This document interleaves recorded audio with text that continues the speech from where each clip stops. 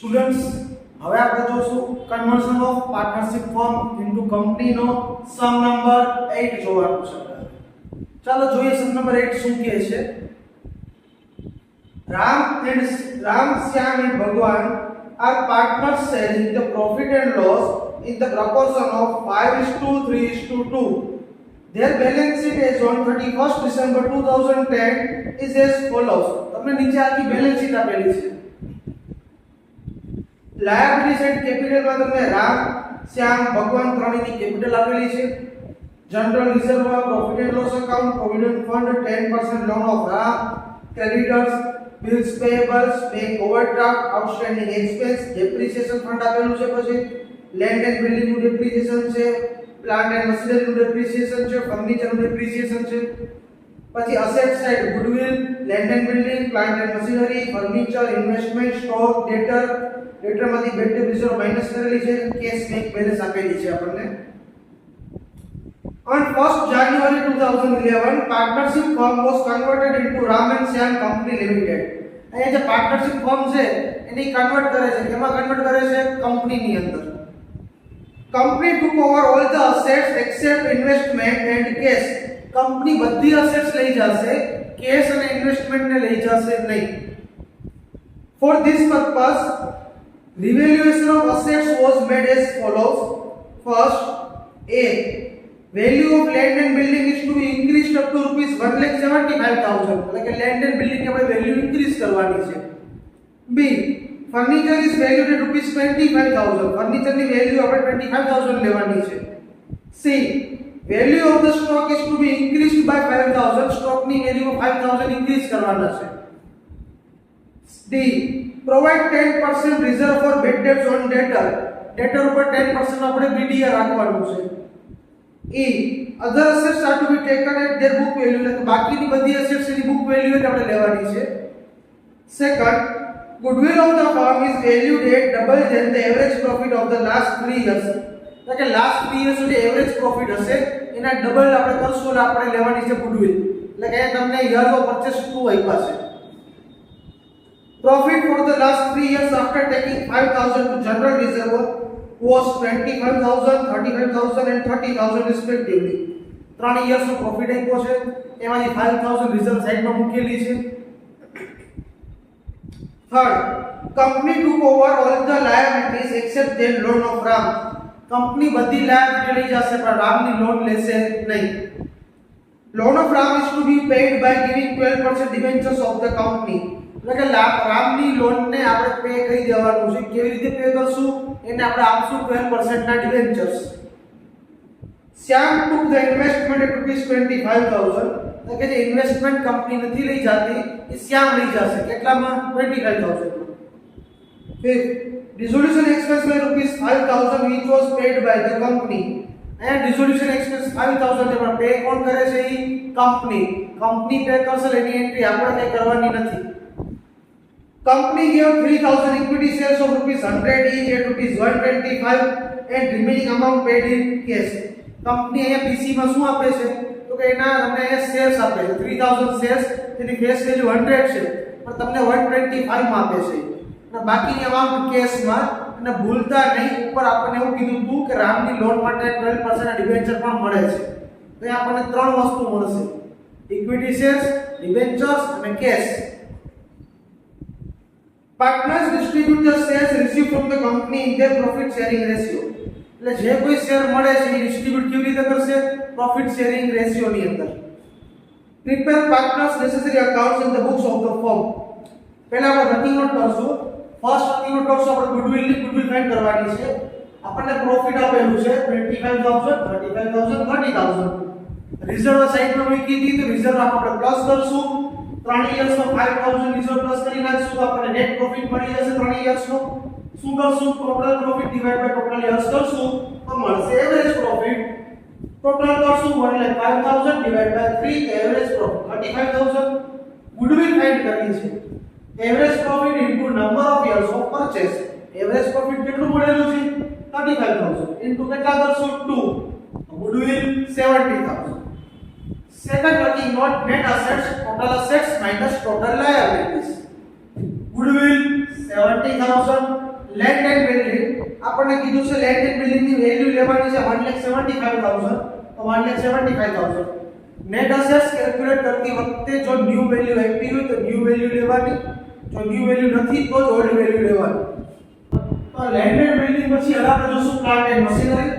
Plant and machinery ની value આપણને આપેલી છે બેલેન્સ શીટ ની અંદર 2 લેખ 10,000 પણ અહીંયા આપણને એડજસ્ટમેન્ટ નો કોઈ અમાઉન્ટ નથી આપેલી તો આપણે અહીંયા બુક વેલ્યુ કન્સિડર કરશું. પણ 2,10,000 માંથી પ્લાન્ટ એન્ડ મશીનરી નું ડેપ્રિસિએશન ફંડ આપણને આપેલું છે લાયબિલિટી સાઈડ 35,000 નું. તો 2,10,000 માંથી ડેપ્રિસિએશન માઈનસ કર્યા પછી આપણે વેલ્યુ લેવાની છે.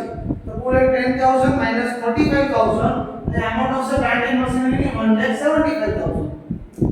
એના પછી આપણે આપેલું છે ફર્નિચર નું કીધેલું છે. ફર્નિચર ની વેલ્યુ આપણે લેવાની છે 25,000. તો ફર્નિચર ની વેલ્યુ 25,000. સ્ટોક કીધું છે આપણને ભાઈ આપણે ઇન્ક્રીઝ કરવાનું છે 5,000 થી. સ્ટોક ની વેલ્યુ બેલેન્સ શીટ માં આવી છે 75,000. તો 75,000 પ્લસ 5,000 એટલે સ્ટોક આવ્યું 80,000. ડેટર્સ માટે આપણે એવું કીધેલું છે કે ભાઈ 10% આપણે એની પર ક્રેડિટ રિઝર્વ રાખવાની છે. ડેટર્સ અમાઉન્ટ છે 55,000. 55,000 ના 10% ક્રેડિટ રિઝર્વ એટલે 5,500. 55,000 માંથી 5,500 માઈનસ કરશો 49,500. અહીંયા આપણી બધી અસેટ્સ આવી ગઈ છે. આપણે ઇન્વેસ્ટમેન્ટ નથી લીધા. શું કામ તો કંપની ના પાડી કે કંપની ઇન્વેસ્ટમેન્ટ લેશે નહીં. પ્લસ આપણે કેશ બેલેન્સ પર લીધી નથી કારણ કે એની પર કંપની ના પાડેલી હતી. તો અસેટ્સ સુધી આવી ગઈ છે. ટોટલ કેર અસેટ્સ નો 5,74,500. હવે આપણે જોશું લાયબિલિટીઝ. લાયબિલિટીઝ એક કરીને જોઈએ તો ફર્સ્ટ આપણને આપેલી છે અહીંયા પ્રોવિડન્ટ ફંડ 40,000 નું. એના પછી છે લોન ની તો ના પડેલી છે ક્રેડિટર્સ તો ક્રેડિટર્સ 40,000 ના. Bills payables 10,000. બેંક ઓવરડ્રાફ્ટ આપેલું છે 20,000. Outstanding expense 5,000. ડેપ્રિસિએશન ફંડ અહીંયા આવે નહીં. 574,500 માંથી આપણે માઈનસ કરશું તો 4,59,500 આપણો આન્સર આવશે. એ આપણી કહેવાશે નેટ અસેટ્સ. એટલું જ આપણું શું આવવું જોઈએ આપણું પીસી. ચાલો જોઈએ પેમેન્ટ નેટ પેમેન્ટ જોઈએ. સ્ટાર્ટિંગ માં લખી નાખીએ 12% ના જે ડિબેન્ચર્સ કંપની આપણને આપવાની છે. કેટલી અમાઉન્ટ આપશે આપણને એ નથી કીધું પણ શું કીધું છે આપણને અહીંયા કે જે 12% ના ડિબેન્ચર્સ છે એમાંથી આપણે રામની લોન પે કરવાની છે. તો રામની લોન કેટલાની છે તો કે રામની લોન છે આપણે 45,000 ની. તો લોન માં 45,000 ને એટલા ડિબેન્ચર આપણને આપશે 45,000 ના. પછી ઇક્વિટી શેર્સ કેટલા ઇક્વિટી શેર પણ આપવાના છે તો 3,000 ઇક્વિટી શેર્સ. કેટલી અમાઉન્ટ થી તો 125. 3,000 into 125 3,75,000 ની અમાઉન્ટ આવી જશે અહીંયા. એના પછી તો કે રિમેનિંગ કેશ ટોટલ 4,59,500. એમાંથી 45,000 અને 3,75,000 માઈનસ કરશું તો આન્સર મળશે 39,500. આટલો આપણને શું મળવાનું છે કેશ મળવાની છે આટલી આપણને. ડન. હવે આપણે આગળ જોવાના છે અને આપણે સમ જોવાના છે.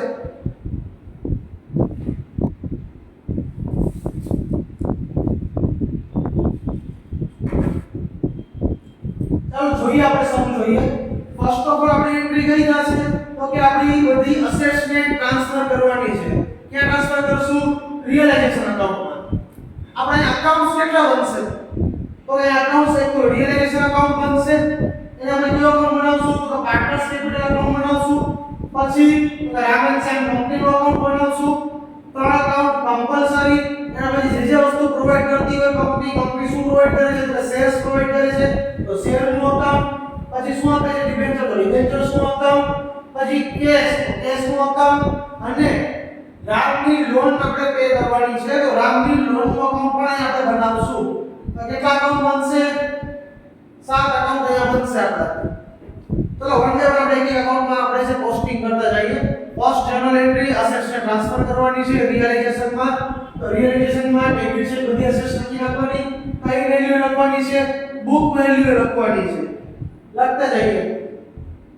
બેલેન્સ શીટમાં ફર્સ્ટ આપણને આપેલી છે ગુડવિલ તો ગુડવિલ 25,000. લેન્ડ એન્ડ બિલ્ડિંગ એટલે 60,000. Plant and machinery 2,10,000. Furniture 40,000. Investment 30,000. Stock 75,000.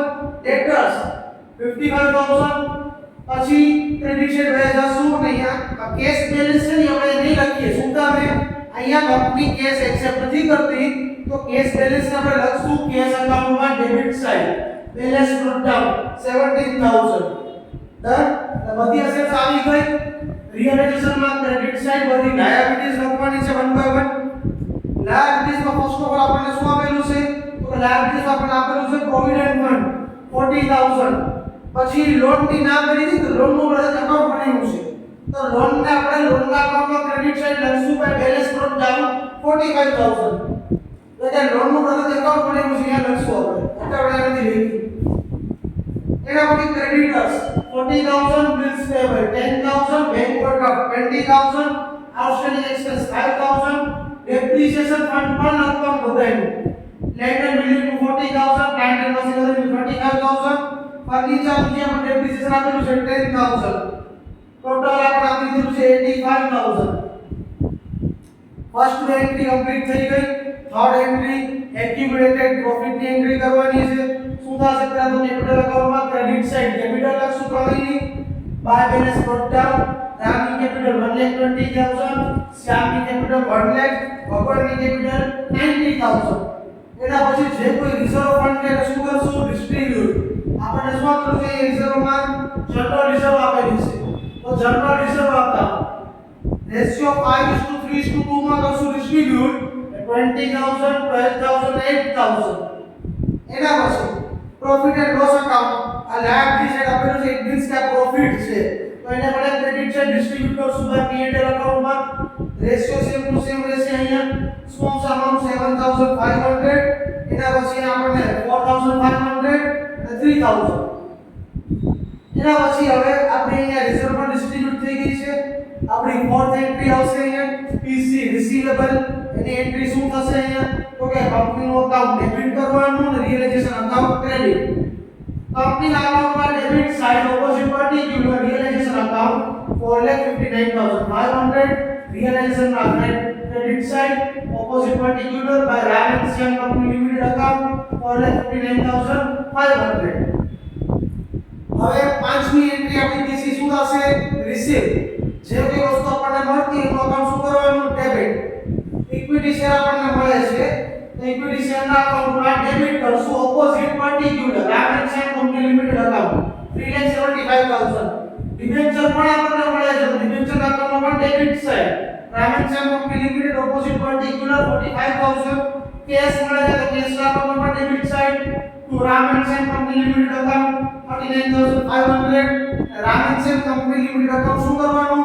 Credit equity share 75000 12% debenture 45000 Yes Bank 39500 એના પછી જો કોઈ અસેટ છે કંપની ટેકઓવર ન કરતી હોય તો આપણી પાસે બે ઓપ્શન હતા કાં તો સોલ્ડ કરવાની કાં તો પાર્ટનર ટેકઓવર કરે તો એ આપણને કીધેલું છે કે એક અસેટ છે કોને કહે છે પાર્ટનર કઈ અસેટ તો કે Shyam took the investment ₹25000 Shyam 25000 investment લઈ જાય છે એ એન્ટ્રી શું થશે partner capital account debit to realisation તો કેપિટલ અકાઉન્ટમાં debit side opposite particular realisation શ્યામની અંદર 25000 અને realisation account credit by Shyam's capital account 25000 done પછી એવી રીતે લાયબિલિટી છે નહીં પણ આપણે લાયબિલિટી ઉપર રામની લોન પે કરીએ છીએ કેવી રીતે ડિબેન્ચર્સ થી તો રામની લોન અકાઉન્ટ પે થાય ડેબિટ થઈ જશે 12% ડિબેન્ચર અકાઉન્ટ 45000 અને ડિબેન્ચરમાં ક્રેડિટ સાઈડ રાજ લોન અકાઉન્ટ 45000 એ રામની લોન નું અકાઉન્ટ અને ડિબેન્ચર નું અકાઉન્ટ બે અકાઉન્ટ કેવા થઈ ગયા ક્રેડિટ બે અકાઉન્ટ ક્લોઝ થઈ જશે એના પછી રિઝોલ્યુશન એક્સપેન્સ આપેલું છે પણ પે કોણ કરે છે કંપની એની આપણે કઈ એન્ટ્રી કરશું નહીં એના પછી તો રિયલાઇઝેશન અકાઉન્ટ ક્લોઝ કરવાનું કરીએ ક્લોઝ ક્રેડિટ સાઈડ નો ટોટલ કરશું આપણે અહીંયા 686500 આપણો આન્સર આવી જશે એમાંથી ડેબિટ સાઈડ નું ભૂલી કરશું માઈનસ તો બેલેન્સ વધશે 91500 ડી આ બેલેન્સ આપણે ડિસ્ટ્રીબ્યુટ કરશું એટલે રેશિયોમાં તો રામને મળશે 45750 શ્યામને 27450 ભગવાનને 18300 અને ત્યાં જઈશું કેપિટલ અકાઉન્ટમાં credit side by realisation account 45,750, 27,450, 18,300. Realisation account close થઈ ગયું છે. હવે શું કરવાનું? સેલ્સ હોય કાં તો ડિબેન્ચર્સ ડિસ્ટ્રીબ્યુટ કરવાનું છે. ડિબેન્ચર્સ તો આપણે રાખની લોન માં આપી દીધા છે. ડિબેન્ચર્સ આપણી પાસે વધ્યા છે નહીં. આપણી પાસે શું વધ્યું છે? સેલ્સ. સેલ્સ ડિસ્ટ્રીબ્યુટ કરશું કેપિટલ અકાઉન્ટમાં debit side, equity share account કયા રેશિયોમાં? તો કીધું છે આપણે સ્કમમાં ક્વેશ્ચનની અંદર પ્રોફિટ શેરિંગ રેશિયોમાં. તો ડિબેન્ચર કેટલા મળશે? રામને મળશે ડિબેન્ચર્સ 1,87,500, શ્યામને મળશે 1,12,500, ભગવાનને મળશે 75,000. Capital account debit, equity share account credit, sales અકાઉન્ટમાં credit side. Ram's capital account 1,87,500, Shyam's capital account 1,12,500, Bhagwan's capital account 75,000. અહીંયા તમારા શેરનો અકાઉન્ટ પણ શું થઈ ગયું? ક્લોઝ. હવે આપણે ક્લોઝ કરશું realisation. Partners capital account close કરવાનું છે. ક્રેડિટ સાઇડમાં ટોટલ, એમાંથી ડેબિટ સાઇડ બધી માઈનસ કરશું તો આપણને બેલેન્સ મળશે. એ બેલેન્સ ક્યાં લઈ જશું? કેશ બેંકમાં. કેટલી બેલેન્સ મળી? રામની 5,750, શ્યામની 6,450, ભગવાનની 44,300. કેપિટલ અકાઉન્ટ ડેબિટ થયું છે, કેશ બેંક અકાઉન્ટ ક્રેડિટ કરશું આપણે. Ram's capital account 5,750, Shyam's capital account 6,450, ભગવાન કેપિટલ અકાઉન્ટ 44,300. અહીંયા શું થશે? તમારું કેશ અકાઉન્ટ પણ ટેલી થઈ ગયું હશે, કેપિટલ અકાઉન્ટ ક્લોઝ થઈ ગયું છે, કંપનીનું અકાઉન્ટ પણ ટેલી થઈ ગયું છે, શેરનું અકાઉન્ટ પણ ટેલી થઈ ગયું છે. ઇન શોર્ટ એ બધે અકાઉન્ટ તમારા ક્લોઝ થઈ જશે. લાસ્ટમાં તમારા કેશનું અકાઉન્ટ પણ શું થઈ જશે? ક્લોઝ. ડન. લેસન તમારો થાય છે કમ્પ્લીટ.